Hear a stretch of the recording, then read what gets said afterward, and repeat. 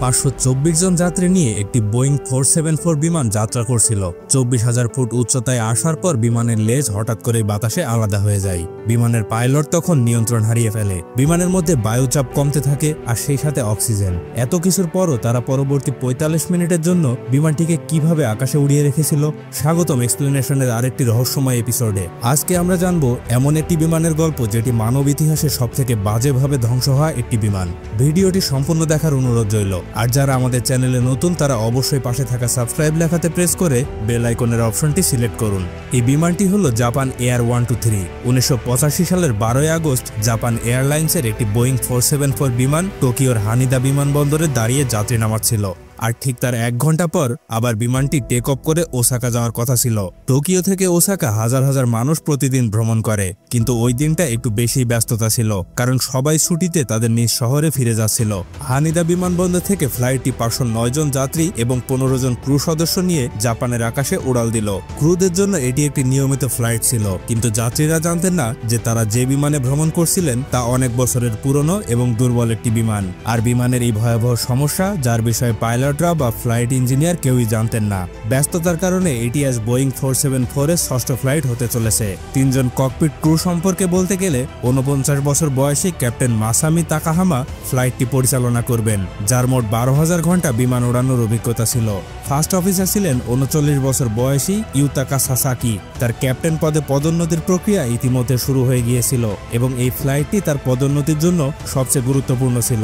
তার মোট 3,900 ঘন্টা অভিজ্ঞতা ছিল এবং তাদের সাথে ছিলেন 46 বছর বয়সী ফ্লাইট ইঞ্জিনিয়ার হিরোশি ফুকুদা, যার কাজ ছিল পাইলট আসনের পেছনে বসে বিমানের প্রযুক্তিগত সমস্যাগুলো পর্যবেক্ষণ করা। ককপিট ক্রুদের সক্ষমতা দেখে এটা বলা ভুল হবে না যে 509 জন যাত্রীর জীবন একদম নিরাপদ হাতে। কিন্তু ক্রুদের মতো এই বিমানটিও কি এতটা নিরাপদ, সেটা কিছুক্ষণের মধ্যেই জানা যাবে। সন্ধ্যা 6:04 জাপান এয়ার 123 এর দরজা বন্ধ করে দেওয়া হয় এবং পাইলট বিমানটিকে রানওয়ে 15L এর দিকে নিয়ে যাওয়া শুরু করেন। টোকিও থেকে ওসাকা পর্যন্ত এটি খুব কম সময়ের একটি ফ্লাইট হতে যাচ্ছিল, মাত্র 1 ঘন্টা 12 মিনিট। অর্থাৎ বিমানটি যখন 24,000 ফুট উচ্চতায় পৌঁছাবে তখনই অবতরণের প্রস্তুতি শুরু হয়ে যাবে। টোকিওতে আবহাওয়া একেবারে পরিষ্কার ছিল, কিন্তু আজ জাপানে প্রচুর ঝড়ো হাওয়া হচ্ছিল, যার কারণে পাইলটকে নির্দেশ দেওয়া হয়েছিল যে তিনি সরাসরি টোকিও থেকে ওসাকা যাবেন না, বরং সমুদ্রের উপর দিয়ে যাবেন। এরপর এয়ার 123 রানওয়ে 15L এ ওড়ার জন্য প্রস্তুত হলো।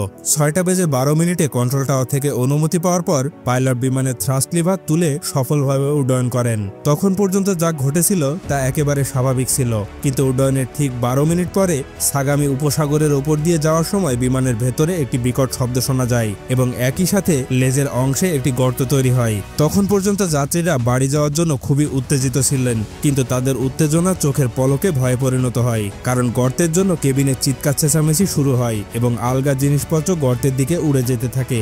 সবকিছু এত দ্রুত ঘটে চলেছিল যে আসলে ওখানে কি ঘটেছে তা ধারণা করাও কঠিন ছিল।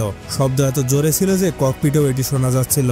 এখানে জেনে রাখা ভালো যে বিমান যত উচ্চতায় যেতে থাকে বাইরের বাতাস তত পাতলা হতে থাকে এবং অক্সিজেনের মাত্রাও কমে যায়। আর এটা স্বাভাবিক রাখার জন্য কেবিনের ভেতরে কৃত্রিম চাপ তৈরি করা হয়, যা প্রায় মাটির বায়ুমণ্ডলীয় চাপের সমান, যার অর্থ হলো 24,000 ফুট উচ্চতায় বাইরের চাপ কম এবং কেবিনের ভেতরের চাপ বেশি, এবং এই উচ্চ বায়ুচাপ ক্রমাগত কেবিনের দেওয়ালের ভেতর থেকে চাপ সৃষ্টি করছে। বিমানের কেবিন সম্পূর্ণ বায়ুরোধী হয় যাতে এই কৃত্রিম চাপ কোনোভাবেই বের না হয়। কিন্তু যদি কেবিনের সামান্য অংশ দুর্বল হয় তাহলে বায়ুচাপ সেই জায়গাটি ভেঙে ফেলতে পারে এবং একটি গর্ত তৈরি করতে পারে, যার ফলে কেবিনের কৃত্রিম চাপ শেষ হয়ে যাবে এবং যাত্রীদের অবস্থার অবনতি হবে। এছাড়াও অক্সিজেনের মাত্রা কমে যাবে, যার কারণে শ্বাস নিতে অসুবিধা হবে। জাপান এয়ার 123তেও তখন এরকম কিছুই ঘটেছিল, কিন্তু তখন পর্যন্ত কোনো পাইলটই এই বিষয়ে জানতে পারেননি। ককপিটের ভয়েস রেকর্ডারে তাদের একে অপরের সাথে কথা বলতে শোনা যাচ্ছিল, যেখানে মাঝে মাঝে তারা ল্যান্ডিং গিয়ারের দরজা ভেঙে ফেলার কথা বলছিলেন। তারা ভেবেছিলেন যে এই শব্দ ইঞ্জিন থেকে আসছে, কিন্তু বাস্তবতা ছিল যে ফিউজলাজের পেছনের অংশটি বিমান থেকে আলাদা হয়ে গিয়েছিল এবং তার সাথে রাডারটিও উড়িয়ে নিয়েছিল। ফিউজলাজের লেজ ছিঁড়ে যাওয়ার কারণে তখন কেবিনের বায়ুচাপ বজায় রাখা যাচ্ছিল না, কিন্তু রাডার, যার লেজের সাথে সংযুক্ত একটি অংশ, এর বিচ্ছিন্নতার অর্থ হলো বিমানটি এখন উভয় পাইলটের নিয়ন্ত্রণের বাইরে চলে যাচ্ছে। রাডারের কাজ হলো বিমানের ইয়াও নড়াচড়া নিয়ন্ত্রণ করা। যখন কোনো বিমান বাঁক নেয় তখন এই নড়াচড়াকে রোল মুভমেন্ট বলে। নাকের উপর বা নিচের নড়াচড়াকে পিচ বলে, আর নাকের আনুভূমিক দিক বাম বা ডানের দিকে যাওয়ার দিকটিকে বলা হয় ইয়াও মুভমেন্ট। সহজ কথায় জাপান এয়ার 123 প্রায় 24,000 ফুট উচ্চতায় রাডার না থাকার কারণে সঠিকভাবে ঘুরতে সক্ষম হবে না এবং অবতরণের সময় রানওয়ের সাথে নিজেকে সামঞ্জস্য করতে পারবে না। কিন্তু আরো বিপজ্জনক বিষয় হলো উভয় পাইলটই জানতেন না যে রাডারটি উড়ে গেছে। বিমানটি আর আগের মতো স্থিতিশীল ছিল না এবং এটি নিজে থেকে বাম এবং ডানে দুলতে শুরু করে এবং এটি নিয়ন্ত্রণ করা অটো পাইলটের ক্ষমতার বাইরে ছিল। নিচে মাটিতে থাকা একজন ব্যক্তি বিমানটির নড়াচড়া দেখে কিছু একটা অনুভব করেন এবং একটি ছবি তোলেন। এই ছবিতে স্পষ্টভাবে দেখা যাচ্ছে যে রাডারের অংশ লেজ থেকে অনুপস্থিত। উভয় পাইলট কিছু বুঝতে পারার আগেই কেবিন ক্রু যাত্রীদের সিট বেল্ট বেঁধে রাখার নির্দেশ দিয়ে ঘোষণা করতে শোনা গেল। আর তারপরে ককপিটে উপস্থিত ক্যাপ্টেন অনুভব করলেন যে কিছু একটা সমস্যা হয়েছে। তাই তিনি প্রথম ট্রান্সফরমারের ফ্রিকোয়েন্সি 7703-তে স্থাপন করলেন। এটি একটি সর্বজনীন সংকেত। এর মানে হলো এখন সমস্ত কন্ট্রোল টাওয়ার জানতে পারবে যে জাপান এয়ার 123 জরুরি পরিস্থিতিতে রয়েছে। ক্যাপ্টেন বিমানটিকে টোকিওতে ফেরত নেওয়ার সিদ্ধান্ত নেন, কিন্তু বিমানটি কি এটি করতে আদৌ সক্ষম? প্রথমে পাইলট জরুরি পরিস্থিতি সম্পর্কে কন্ট্রোল টাওয়ারকে অবহিত করেন এবং টোকিওতে আবার অবতরণের অনুমতি চান। কন্ট্রোল টাওয়ার ক্যাপ্টেনকে 90 ডিগ্রি ঘুরিয়ে টোকিওতে অবতরণের অনুমতি দেয়। কন্ট্রোলে বসে থাকা ফার্স্ট অফিসার বিমানটিকে 40 ডিগ্রি কোণে ডানে ঘুরিয়ে দেন, কিন্তু বিমানের কোণ 40 ডিগ্রি এর বেশি দেখে উভয় পাইলট আরো ভয় পেয়ে যান। এই সময় ক্যাপ্টেন চিৎকার করে ফার্স্ট অফিসারকে ব্যাংক অ্যাঙ্গেল কমাতে বলে, কিন্তু কোনো অবস্থাতেই অ্যাঙ্গেল কমানো সম্ভব হয় না। পাইলট বারবার চেষ্টা করছিলেন, কিন্তু বিমানটি তার কোনো ইঙ্গিতে সাড়া দিচ্ছিল না। এদিকে ফ্লাইট ইঞ্জিনিয়ার উভয় পাইলটকে বলছিলেন যে হাইড্রোলিক চাপ দ্রুত হ্রাস পাচ্ছে এবং কিছুক্ষণের মধ্যে হাইড্রোলিক চাপ শূন্যতে নেমে আসে। এই সময়ে ককপিটে থাকা 3 জন ক্রু সদস্য বুঝতে পারেন যে বিমানটি এখন তাদের নিয়ন্ত্রণের বাইরে চলে গেছে। যারা জানেন না তাদের বলি, বিমানের সমস্ত দিক নিয়ন্ত্রণ করার যে প্রযুক্তি রয়েছে সেগুলো চালানোর জন্য হাইড্রোলিক প্রেসার অত্যন্ত গুরুত্বপূর্ণ। জাপান এয়ার 123 এর লেজ ভাঙার সময় কিছু হাইড্রোলিক পাইপও ছিঁড়ে গিয়েছিল। এই কারণে বিমানের সম্পূর্ণ হাইড্রোলিক চাপ হারিয়ে যায় এবং ককপিট নিয়ন্ত্রণ পরিপূর্ণভাবে নষ্ট হয়ে যায়। আর সবচেয়ে ভয়াবহ বিষয় হলো এই সময় যাত্রী এবং পাইলটরা কম চাপের কারণে হাইপক্সিয়ায় ভুগতে শুরু করেছিলেন। শরীরের অক্সিজেনের মাত্রা কমে গেলে হাইপক্সিয়া হয়, যার ফলে মস্তিষ্ক ঠিকমতো কাজ করতে পারে না। যে কোনো সিদ্ধান্ত নেওয়া কঠিন হয়ে পড়ে, নড়াচড়া ধীর হয়ে যায়, এমনকি অজ্ঞান হয়ে যেতে পারে। এদিকে কেবিন ক্রুদের অক্সিজেন মাস্ক পরার ঘোষণা করতে শোনা গেল। জাপান এয়ার 123 তীব্র রোল মুভমেন্ট করতে শুরু করে, কিন্তু এটি কন্ট্রোল করার কোনো উপায় পাইলটদের হাতে ছিল না। এখন উভয় পাইলটদের হাতে কেবল একটি জিনিসের নিয়ন্ত্রণ ছিল এবং তা হলো ইঞ্জিন নিয়ন্ত্রণ। কেবল ইঞ্জিন ব্যবহার করে বিমানটিকে রোল মুভমেন্ট থেকে বের করার চেষ্টা করছিলেন ক্যাপ্টেন।